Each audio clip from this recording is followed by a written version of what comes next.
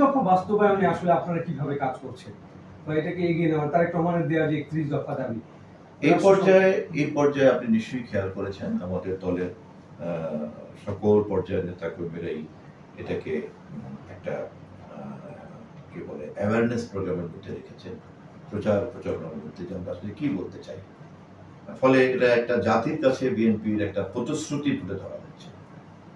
যে বিএনপি এটা যে মেন করে, বিএনপি ক্ষমতায় গেলে করবে এবং বিএনপির সর্বস্তরের নেতা কর্মীদের মধ্যে মনোজগতের মধ্যে যাতে এই পরিবর্তনটা আসে।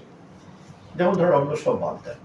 এই যে প্রধানমন্ত্রীর ক্ষমতা কমাতে হবে, তার মানে আমরা ভবিষ্যতে বেগম খালেদা জিয়া তারেক রহমানের ক্ষমতাই কমাতে চাচ্ছি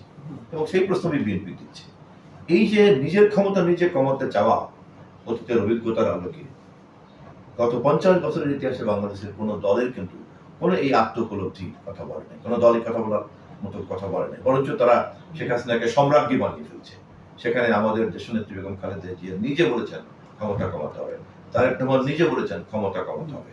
কিন্তু স্বাভাবিক কারণেই তো ভবিষ্যতে তো প্রধানমন্ত্রী হওয়ার সর্বোচ্চ সম্ভাবনা তো ওনাদের। ফলে আমরা এই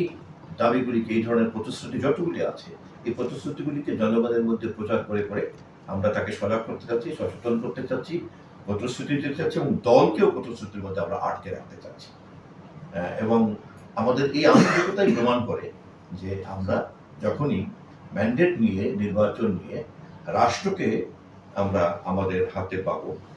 রাষ্ট্রের পাহারাদারের দায়িত্ব পাবো, জনগণকে সেবা করার জন্য,